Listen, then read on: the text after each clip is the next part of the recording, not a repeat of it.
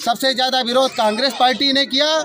आप गौर करिए तो उसको मैं अपनी भाषा में, अवधी भाषा में केवल गबड़ुआ ख़ानदान कहता हूँ, क्योंकि आप सब जानते हैं कि ना उनके दादा का पता, ना उनके पिता का पता। उनके दादा दूसरी जात के थे, उनके पिता दूसरी जात की थी, उनकी माता दूसरी जात की थी, और गांधी सरनेम उनको केवल राजनीति के लिए लिया गया है। अब कैसे उनको गांधी सरनेम मिला? केवल राजनीति में उपयोग के लिए। इतना ही कहना। सर, राम मंदिर बनने में और उनके बन जाने तक आप कितना उत्साहित हैं? सर्वप्रथम तो पूरे भारत देश की 140 करोड़ जनता और समस्त विश्व में सनातन धर्म के जो अनुयायी हैं, हिंदू धर्म को मानने वाले हैं, उन सभी को बहुत बहुत हार्दिक बधाई, बहुत बहुत शुभकामनाएं।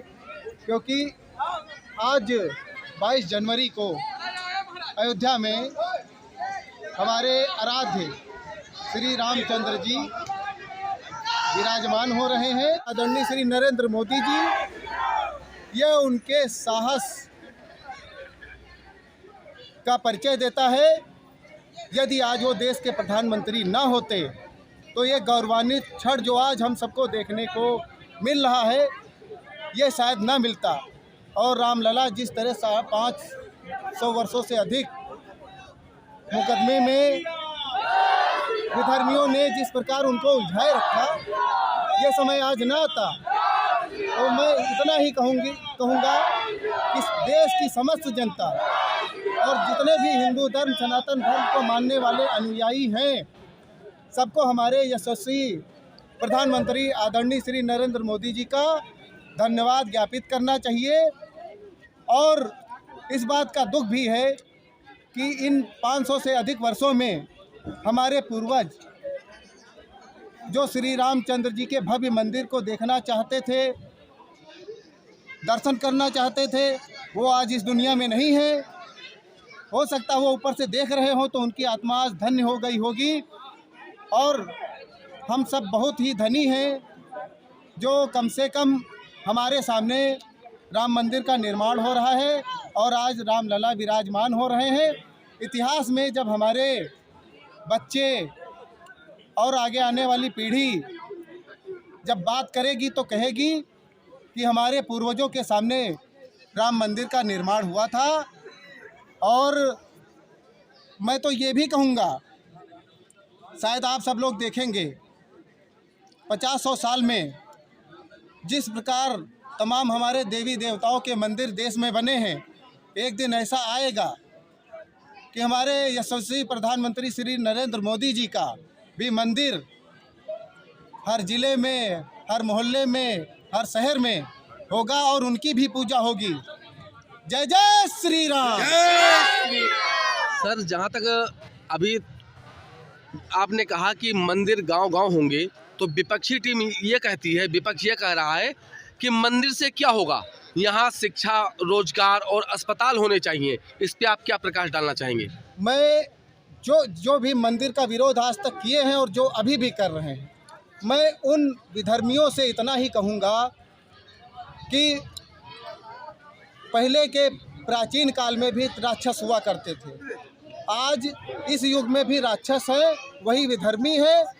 और मैं उनसे एक बात पूछना चाहता हूँ कि जिन जगहों पर मंदिर कम संख्या में है, वहाँ पर कौन सी बहुत बड़ी विकास की दृष्टि से देखा जाए तो बहुत ज़्यादा कौन सा डेवलपमेंट वहाँ पे है? आप गौर करिए, पूरे देश में जहाँ जहाँ बड़े मंदिर है, कम से कम 200-300 किलोमीटर की दूरी तक पूरी अर्थव्यवस्था उन्हीं मंदिरों पर टिकी है। कोई फूल बेचता है, कोई पत्ती बेचता है मंदिर में चढ़ाने के लिए, कोई फल बेचता है श्रद्धालुओं के लिए, कोई मूर्ति बेचता है। तमाम बहुत सारे उद्योग व्यापार चलते हैं हमारे अयोध्या में। मंदिर बनने के बाद आप गौर करिएगा, इधर चूँकि बाराबंकी भी सटा हुआ है ज़िला है और हम सब बाराबंकी के निवासी हैं, तो देखिएगा पिछले आने वाले 5-10 साल में बाराबंकी का भी बहुत बड़ा कायाकल्प होगा। और विधर्मियों का तो कुछ कह नहीं सकते, उनको तो कहने का अवसर चाहिए। आज इसीलिए वो समापन की ओर है, उनका विनाश तय है और धीरे धीरे सब समाप्त हो रहे हैं। रही बात, सबसे ज़्यादा विरोध कांग्रेस पार्टी ने किया। आप गौर करिए तो उसको मैं अपनी भाषा में, अवधी भाषा में केवल गबड़ुआ खानदान कहता हूँ, क्योंकि आप सब जानते हैं कि न उनके दादा का पता, न उनके पिता का पता।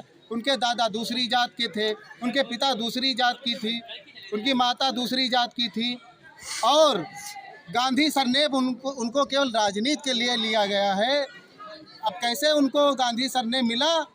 केवल राजनीति में उपयोग के लिए। इतना ही कहना चाहूँगा। बाकी 140 करोड़ की आबादी, आज मैं जिधर से निकला हूँ 2 दिन से मैं यही देख रहा हूँ कि सब राममय है। और यहाँ तक कि मैंने काफ़ी संख्या में देखा कि मुस्लिम लोग भी इस कार्यक्रम में अपनी सहभागिता दे रहे हैं। ये हम सब के लिए बड़े गर्व की बात है, पूरे देश के सनातनी भाइयों के लिए बड़े गर्व की बात है। और विधर्मियों का नाश तय है, इसमें कोई दो राय नहीं।